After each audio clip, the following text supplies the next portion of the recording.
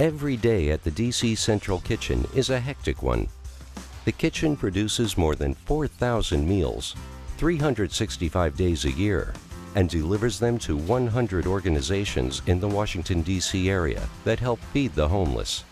And food preparation is just one of the kitchen's functions. The difference between us and a soup kitchen is that we're a community kitchen. Not only do volunteers and staff prepare the meals, but we have men and women in those same social services come into the kitchen and participate in a culinary job training program. The DC Central Kitchen's job training program is designed to teach important life skills and prepare unemployed and homeless adults for careers in the food service industry. You're going to be working on these, and then you're going to turn them in at the end of class. Staff members serve as instructors, but the organization also counts on help from volunteers, such as 71-year-old Joe Jones. Jones, a retired lawyer, has discovered an uplifting second career in doing such work through the Ignatian Volunteer Corps. The IVC is dedicated to motivating retirees and deepening their faith by getting them out to help those who are in need. I've signed up for my second year at the Corps, which is a really loving, caring community that does this kind of thing. And as somebody said, of all the service kinds of programs in the District of Columbia, this is one that really works. And you might as well learn how to do the career steps now. I'm primarily involved in coaching the trainees in the culinary arts training program, how to write resumes, learn how to interview effectively, and how to deal in the marketplace on a daily basis once they get that job. Do a draft of a thank you letter for me to check out next Tuesday. These came in frozen when? A week ago? 2 days ago? When was this load? Was this the one last week, or is this more current? Ignatian Volunteer Corps is a national organization of men and women 50 years of age or more who serve the poor with partner agencies such as the DC Central Kitchen, which is where we are today. Joe's had a tremendous impact on the students. He establishes a relationship with them, becomes friends with them, working side by side in the kitchen. And then he can go on to teach them a little bit more about resume building, a little bit more about interview skills, a little bit more about what they can expect when they're going to leave here after they're trained. Joe has been working with me ever since he came here, right? Every time he comes, it's not a day that he doesn't stop here. And even though he has they have given him other duties, right? It's not a day that he just doesn't stop here, right, and continue to work with me, right? Another IVC volunteer, 63-year-old Kevin Tanzi, lends his knowledge and experience to the finance office at the kitchen. I chose to do some volunteer work because it provides, I think, something in life that maybe you can't buy. There are only 2 people in this finance department, and we are very busy, and we don't have time often to do the really detailed work that's necessary to keep this organization running. A volunteer like Kevin just provides an invaluable service. Although this job doesn't pay me anything, in some ways I feel like it's the best paying job I ever had. The Ignatian Volunteer Corps was founded in 1995 by 2 Jesuits from Maryland, Jim Conroy and Charlie Costello. Since then, it has expanded to 12 different metropolitan areas, including Detroit, Los Angeles, New York, and Chicago.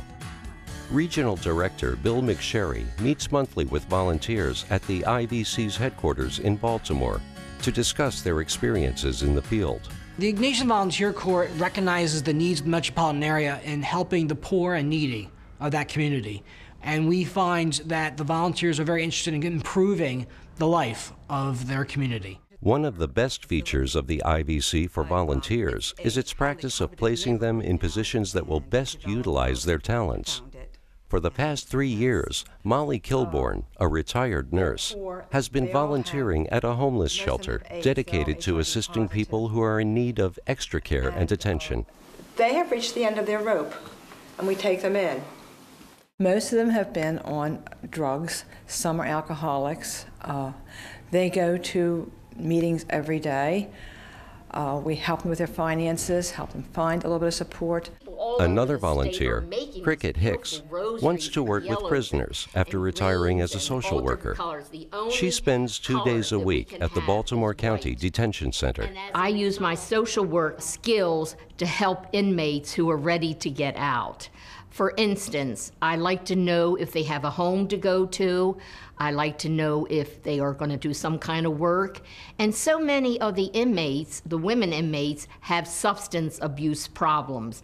So I really tell them it's necessary to go to your NA meetings, your AA meetings, and the important thing is, I always say, connect with the church.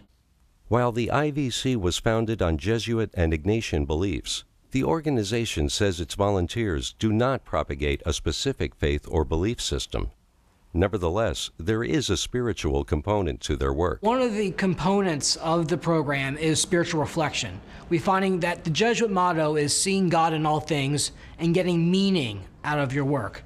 And we find that the volunteers really want to seek an opportunity to share their experiences together, to learn, and also to grow their faith. Then the word of the Lord came to me.